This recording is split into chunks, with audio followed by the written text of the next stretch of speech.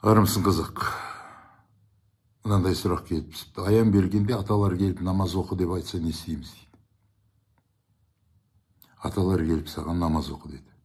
Бірақ сәләт оқы деген жоқ. Намаз деген қазақтың тәңір дүниетанымының сөзі. Сәләт деген исламның ұлағатты парыздарының негізгісі болып есептелінеді. 5 уақыт оқылады. Бас сәждеге тигізіліп отыр. Күнделікті бір сөзді қайталайсың. Белгілі бір аяттарды қайталап отырып, 5 уақыт сәждеге басыңды тигізесің. Оны сәләт дейді. Ал намаз деген ол тәңірлік дүниетанымның, қазақтың дүниетанымның түсінігі. Ол да ұлы заңдылықтардан тұрады. Біздің тәңірлік Құдай былай дейді. Қазақ, заман заңдап, намаз оқушымен намазымның заңдылықтарына сәйкес бол дейді. Әлем жаратылған заңдылықтардан тұрады. Адам баласы да жаратылған, ол да әлемнің заңдылықтарынан тұрады. Біреуі қазақ, сенсің. Ал сенің жаратушың Құдайың айтып отыр. Менің намазымның заңдылықтарына сәйкес бол деп. Атам заманнан оны білген қазақ, сол заңдылықтарды бұзып алмаймын деп, адамгершіліктің биіктігімен өзінің дүниетанымын заңдастырған. Өсиетінде, аманатында, мирасында, мұрасында әлемнің заңдылықтарына сәйкес келетіндей қылып, соның заңдылықтарынан ілім мен ғылым түзіп барып, заңдылықты бұзбайтындай етіп қалыптастырылған. Алтыннан құйған, күміспен аптаған. Яғни саған түсіңде аян беріп отыр. Намазға лайық бол деп. Намаз оқы деп отыр. Сәләт оқы деген жоқ. Бізге кейбір азаматтар айтады ғой. Сенің бәленбай деген ақының, сендердің бәленбай деген батырларың намаз оқыған. Құжатта солай жазылған. Не айтасыңдар оған дейді. Олардың бәрі намаз оқығандар. Әлемнің заңдылықтарын бұзбаймын деп намаз оқығандар. Ұлтымның салт дәстүрінің заңдылықтарын бұзбаймын, ұлтымның қамын ойлаймын деп намаз оқығандар олар. Замандарды заңдастырып отырып, замандасымен бірігіп отырып, әлемнің заңдылықтарын бұзбаймын деп намаз оқығандар. Ұлтымның қамын ойлаймын, туған жерімді қорғаймын деп, қазағым үшін болмысымды беремін деп, осы жасап атқан іс-әрекетімнің барлығы намазға лайық. Әлемдерді заңдастырған намаздың заңдылықтарына лайық деп есептеп қызмет еткендер, әрекет жасағандар. Бірақ 5 уақыт сәләт оқымаған, бастарын сәждеге тигізбеген. Неге десең, құжаттың барлығында намаз оқыған олар деп айтылған. Намазда, замандарды заңдастырып тұрған намазда бас сәждеге тигізілмейді. Іс-әрекет, қарекет жасалма. Пайғамбарлық іс болатындай етіп. Қарекет пен әрекет жасалма. Қам ойланады. Қамын ойлайды ұлтының. Отанын қорғайды. Бала шағасын, туған жерін, дәстүр, салт, әдет, ғұрпын түгеліменен қорғайды. Ол біздің қазақтың намазы. Саған түсіңде намаз оқы деді. Ұлтыңның ұлылығына сәйкес бол деді. Ұрпағыңды өсір, өндір деді.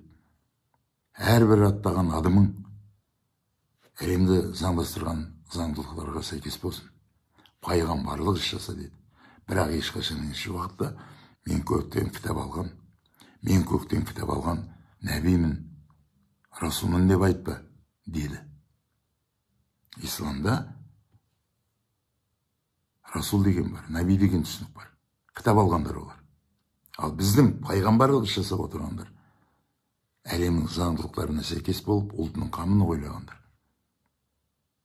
Түсінісі қандай ғажайып түсініктер бұл. Терминдерді ажырата білу керек.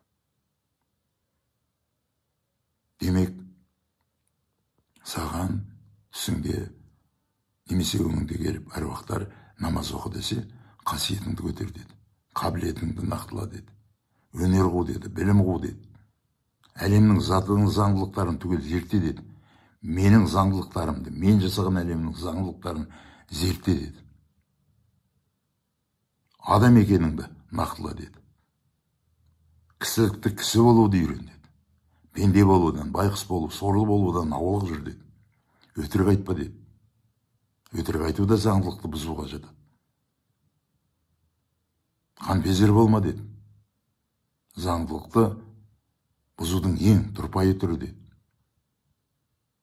Егер ондай заңдылықты бұзбайтын болатын болсаң, намазға лайық болатын болсаң, онда адамсың. Адамгершілік биіктігінде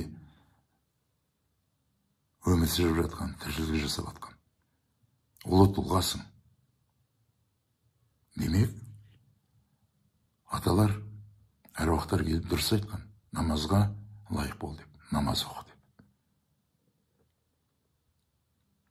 Ал басқа әлемнің ата-бабалары кітап ал, сол кітапқа лайық бол деді. Кітапқа лайық болып, сол жердегі айтылған парыздарды орындап жатыр. Оларға тән. Олардың заңдылықтары оларға тән. Бірақ біздің қазақтың дүниетанымына сәйкес емес екен. Сондықтан ажырата біл. Намаз бен шариғаттың ортасын ажыратып, аруақтың айтқан міндетін намаз оқы десе, намазды оқы дағыны. Қазақтың дүниетанымына лайық бол. Адамгершілікке лайық бол. Біздің ата-бабаларымыз түгелімен намаз оқығандар. Әлемнің заңдылықтарын бұзбағандар.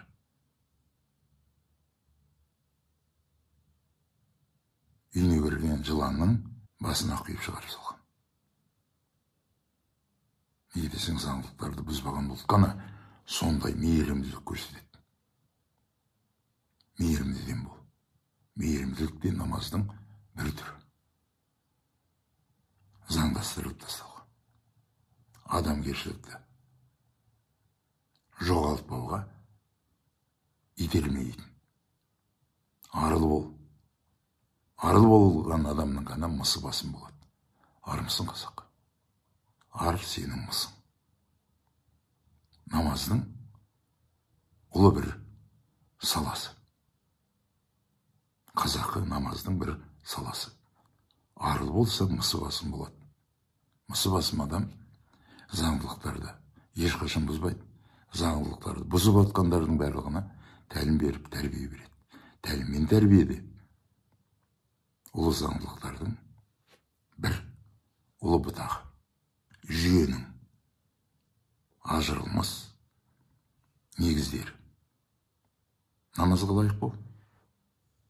Аян алсаң, аяның құтты болып, түсіңде намаз оқы десе, намазға лайық бол. Сау бол.